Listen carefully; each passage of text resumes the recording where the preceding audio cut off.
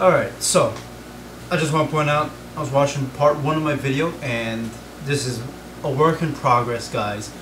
So I realize I move around a lot, so I'm going to try to stay stationary and not look like I have severe ADD. Okay. So, alright. 3 ways WWE could have went about this for the better. That's where I left off, right? Right. Alright. So we get to the match. Like I said, didn't make me feel like a kid again when The Rock won.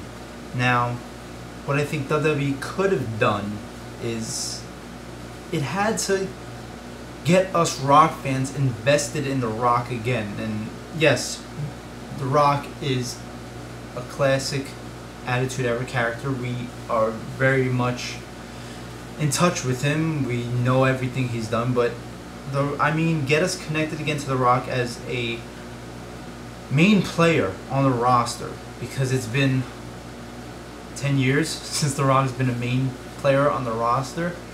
So we don't have that connection to The Rock as a wrestler, as even a part-time wrestler. One match with John Cena doesn't count as part-time. Part-time is what he's doing right now. It's his 3-month stint. So we're not even invested in him as a part-time wrestler, because he hasn't been a part-time wrestler since 2003.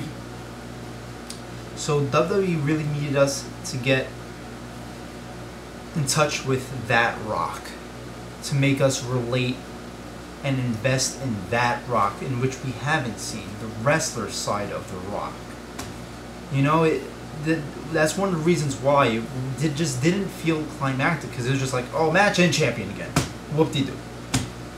It was coming from nowhere, and what the WWE always fails to do in this day and age is build things up. Everything today is just rush straight to the fucking payoff, and that's it. Look, it's Summer of Punk.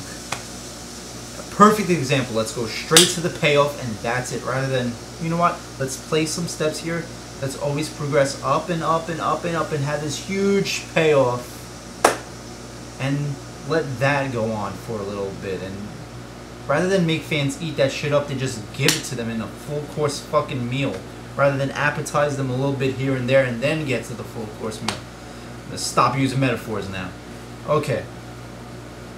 So what WWE should have done, have The Rock either be in a tournament for a #1 contender spot, maybe a month before the Royal Rumble, have him compete in this tournament and win the matches, getting that #1 contender spot, or maybe even have him in just a #1 contenders match. You could have it at TLC in December, the month before, have a ladder match, the contract hanging in the balance for the #1 contender spot, have Rock win. This way we would once again be invested.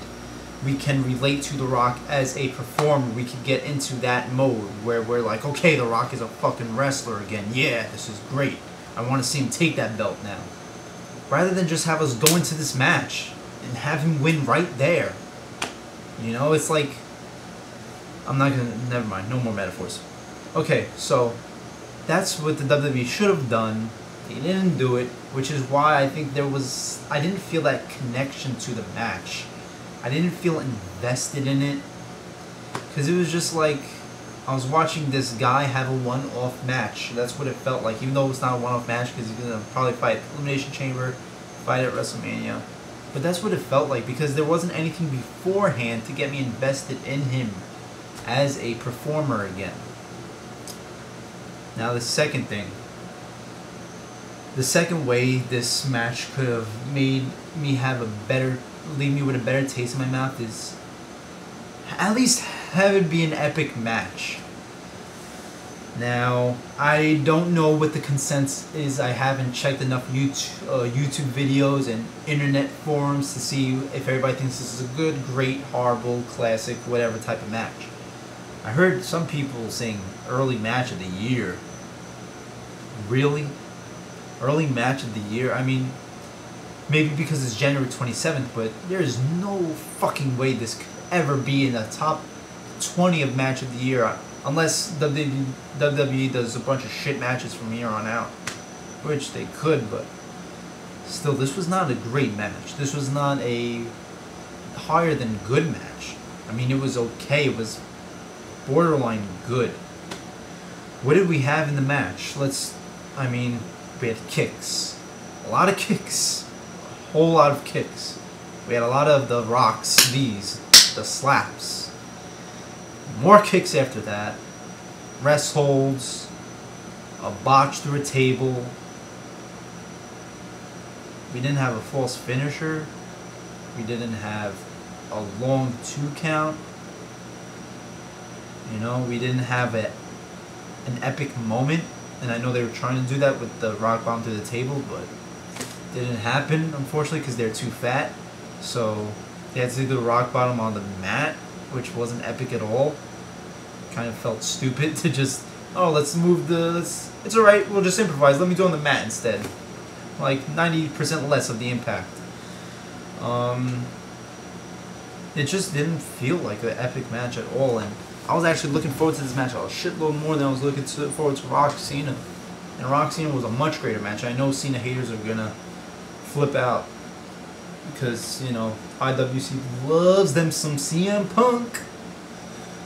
And whatever, that's fine. I like CM Punk too, but don't fucking lie to yourself, man. This was not a good match, and I'm not blaming CM Punk. You know, not solely blaming CM Punk. I'm blaming both of them, and I'm blaming the booking, and I'm just blaming WWE as a stale PG fucking product, because I know these guys could have taken it to the next level if they were fucking allowed to. This was not what it should have been.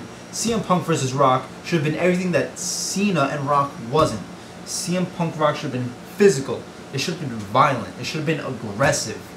It should have been a fucking brawl between two guys who hate each other. Everything that Cena and Rock was lacking. You had a heel and a face. That's how you go about feuds, you know? They hate each other, fucking beat the shit out of each other, man. We had kicks. We had slaps. Not even punches. Come on, you know? I'll just talk about my match experience really fast with it. I was watching the match. It was like I was just like faking excitement most of the way. You know, I felt like I was obliged to cheer and be hooked, even though I wasn't really hooked. You know, I was sitting on my couch, and it was like Rock was getting CM Punk in the sharpshooter, and I was like, oh, yeah. Like, just a very shallow cheer, you know? Like, I really didn't care. I was forcing myself. And that's what we do today as WWE fans, is we force ourselves to like what we're getting because it's just not good. We can't be genuine about it. We're always lying. We're always lying about the product being good. We are. And this, I was lying to myself, trying to fake it because I wanted to like it so fucking much. And it wasn't, I'm not saying it was bad, it just was very below what it could have been. And now, just really fast, the third way this could have ended for the better. Okay, so you get to the whole interference thing with the Shield. And I was like, oh no, not this. Are you serious? But then the lights come back on. CM Punk puts him in the ring, pins him. 1, 2, 3. And I was like, oh shit, really? The Rock isn't gonna fucking win? Are you serious? And then I was like, wait a second. You know what? This would be an awesome fucking ending. I want The Rock to win the belt. Yes, I do. But, you know what? This would be a great way to, one, make CM Punk look strong, which he hasn't in his whole title run. I'm sorry, CM Punk Marks, but he hasn't looked strong. He's looked like a scaredy cat, fucking afraid of everybody heel.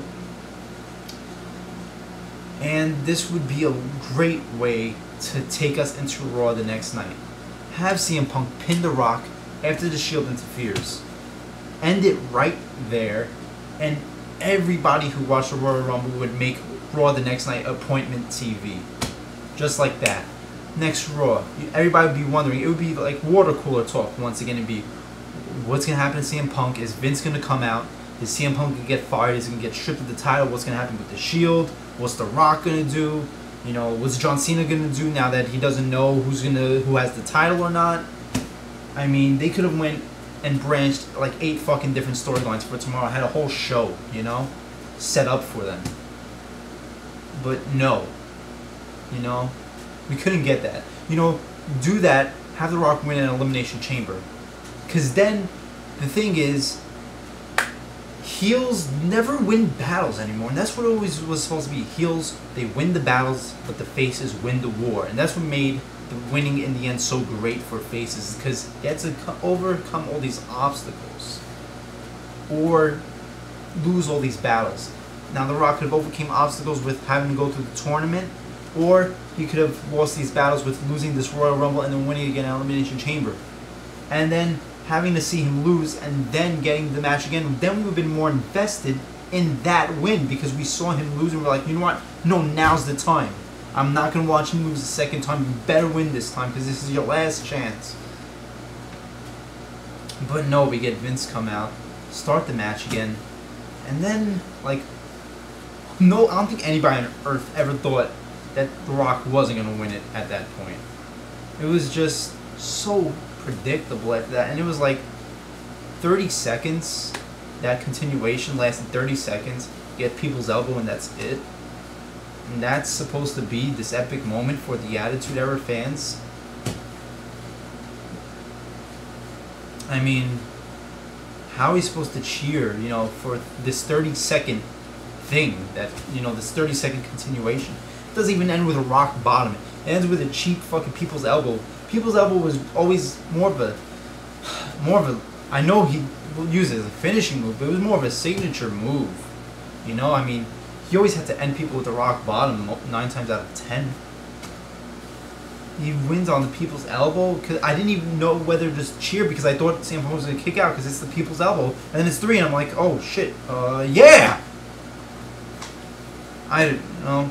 And this just all confirms it for me that WWE doesn't give a shit about giving the Attitude Era fans or Rock fans one last hurrah. It's all about John fucking Cena.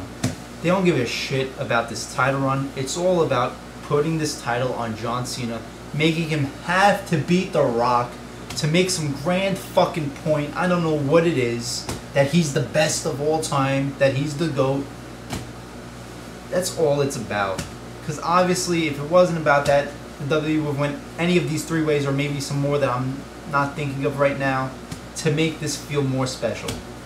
All this, you could tell from the rushed match, what felt like the rushed match, to John Cena winning the Rumble beforehand. How can you actually enjoy this match? Because Cena wins the Royal Rumble, so you know The Rock's going to win. Because at least have Cena lose the Royal Rumble, so you're like, oh shit, maybe, you know, maybe Cena's not going to be the #1 contender. Maybe Punk might win, because it's not going to be Cena, you know, having to face The Rock. This is just all about Cena. And it always will be all about Cena.